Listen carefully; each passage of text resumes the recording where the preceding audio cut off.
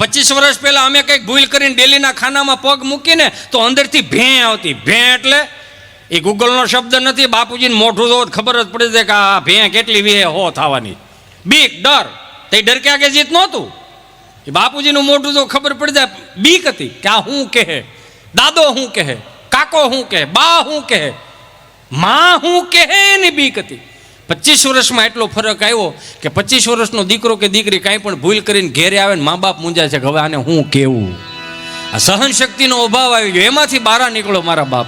Education બહુ સારી વાત છે, ભણવું જોઈએ, લખવું જોઈએ, વાંચવું જોઈએ, બહુ સારી વાત છે. અંગ્રેજી આવડવું જોઈએ, બહુ સારી વાત છે, પણ અંગ્રેજી ભણવું ન આવવું જોઈએ. કેમ કે અંગ્રેજી ભાષામાં અને ગુજરાતી ભાષામાં તફાવત ખાલી એટલો છે કે એ ફોર એપલ પહેલાં ખવડાવતા શીખવાડે ને ઝેડ ફોર ઝીબ્રા ખવડાવીને જાનવર જેવા કરી દે. એની કરતાં આપણા ગુજરાતી તળપદાના 2 શબ્દો લઈ લો ને મારા બાપ. અથી હાવ અભણ હોય તો એક નથી જ્ઞાની કરીને મોકલે ને મારીને તમારી ગુજરાતી ભાષા છે મારા બાપ. આને સાચવવાની જવાબદારી મારીને તમારી છે.